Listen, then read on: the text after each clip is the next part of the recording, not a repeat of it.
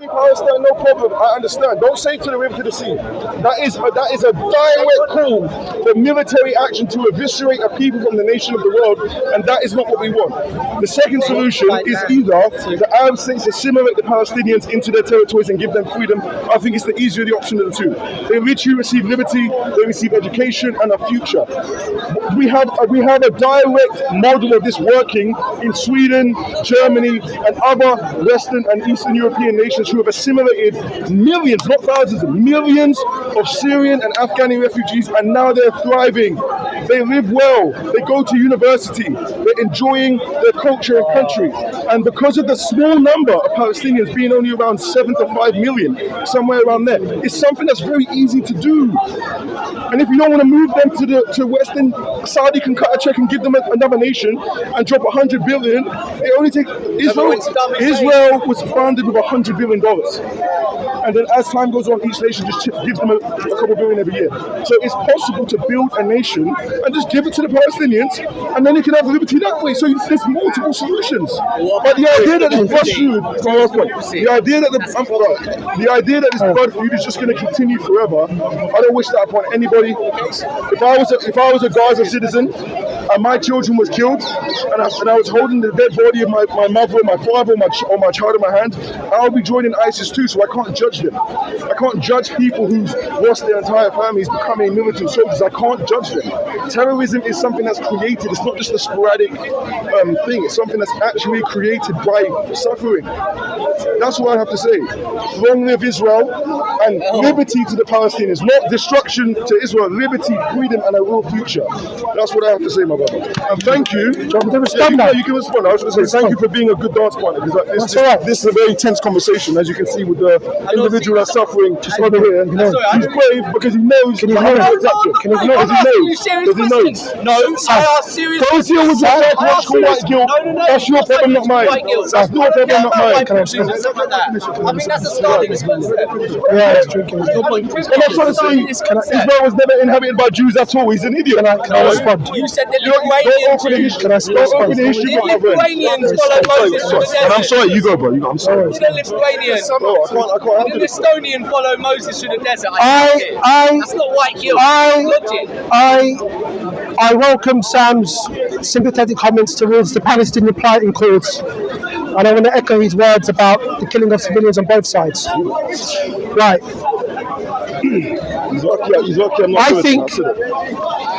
I think, Sam, unfortunately, you keep repeating this false equivocation with the Syrians and the Afghanis. Like I said, with the Syrian refugees and Afghani refugees, for example, being in the West and other nations, Syria still exists. Afghanistan still exists. I believe the onus should not be put upon the Arab nations to absorb the Palestinian peoples.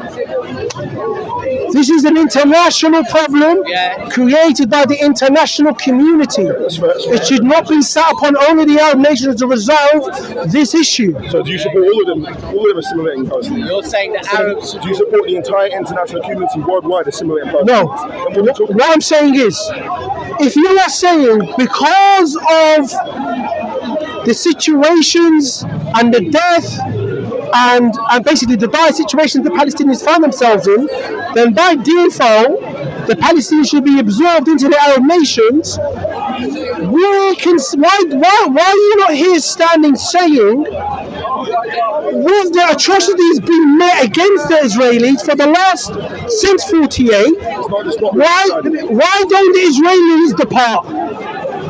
Why should the Palestinians depart? That's my point. Because they're the ones who are That's my point. No. They have nothing. That's the point I'm making. Exactly. That's my point I'm making. Now, in relation to the Arab or the Muslim conquests of North Africa, or parts of the Middle East, and other parts of Asia, for example.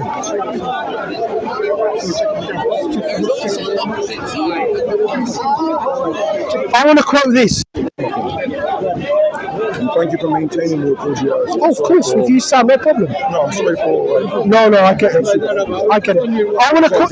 That's all right, bro. I want to quote this. Okay, the difference is this.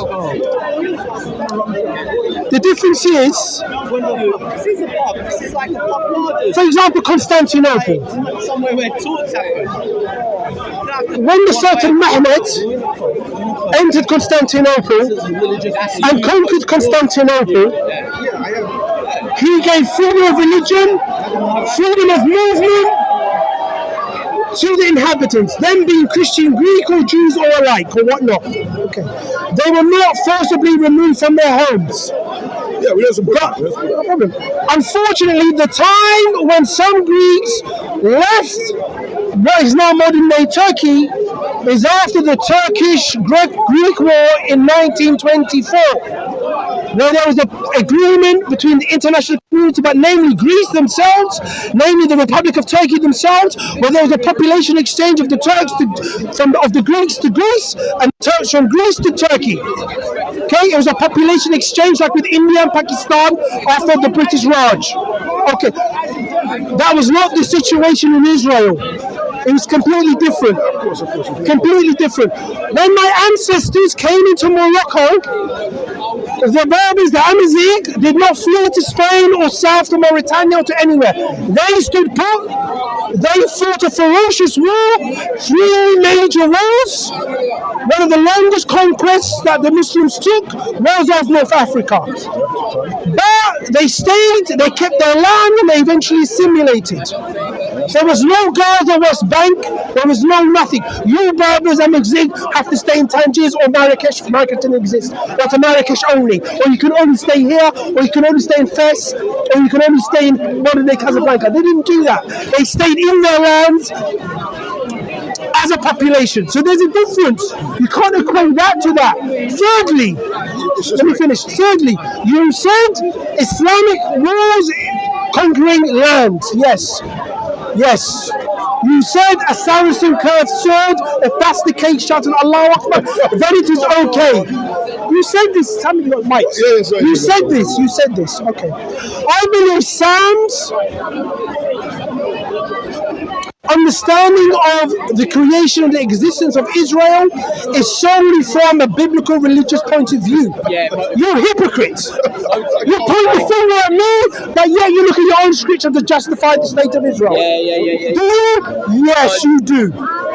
You do. Do you want to finish or not? White guilt is a form of Christian guilt. Everything I said. White guilt came from Christianity. Everything I said wasn't based on scripture. I didn't quote the Bible once in any of the things I said. All I said, I didn't quote the Bible. No, wait, excuse me. The only thing, wait. Who are you speaking to? I mean, Sam, who are you speaking to? When I said Israel belongs to the Jews, that's a biblical statement. I give you that. Thank you. So acknowledge that. Are they chosen people? Yes, of course. Who chose them? Oh my God. And what land did he give the chosen people? Israel. Yeah. There we go. I'm not trying to say that's the case. But what I'm trying to say is my entire analysis of everything is purely just based on the historical events that happened. 2 nations were given land, and I gave, in my perspective, legitimate solutions. But I understand your perspective. I do understand. They feel, irrespective of how I feel, they feel that it's their land, or that particular part is their land, and they don't want to leave their home. So I understand that, and that's a factor that we do have to consider. So I can acknowledge that. I'm happy. I enjoyed the discussion. I'm sorry for the hostility at certain points with the. No, not at all. For the most part, I'm happy that I can speak to Idris about a very, very controversial topic with peace and grace and a genuine sense of respect. If I may, thank you. I got a message to the Palestinians. Oh, Palestinians, are you standing on that 7 square inch piece of land you are resisting? Oh, Palestinians, by you breathing and being alive, you are resisting. Do not flee your homes. Stay put. No. Let me finish. Do not enter Egypt, because it will be another exodus. Stay put. By you having children, you are resisting. By you passing on your religion and your culture and your language, you are resisting. Keep resisting in these manners. The statement that they shouldn't leave their homes when missiles are actually going to be dropped is a very controversial. Generally. Literally, don't leave your house. Don't leave Gaza. That's different. Don't leave the West Bank. That's a different statement. That's a different statement from saying don't leave your homes when we know missiles are literally about to be dropped in the territory. But you clarify, no, you clarify. Who's dropping the missiles? Israel. It's going to happen. I'm trying to clarify the situation. Who's firing missiles into Israel? Iran. So what's the point? The point is, I do agree in part with what he said about. I understand and accept his approach and analysis to the legitimacy and the sentiment that the Gaza's people feel that it's actually their home and they don't want to go to another country. They want to experience liberty on their land. I do appreciate that perspective, and I feel like that's kind of given me an angle that I didn't think about before. And I think that's valuable. Despite this quite heated conversation, I think that was an angle that I didn't fully. Sam, we'll speak to as always do. Big respect to Idris. Likewise, and to Sam. Assalamu alaikum. Everyone take it. Bro. I'm sorry, man. Well, nothing to apologise about. Yeah.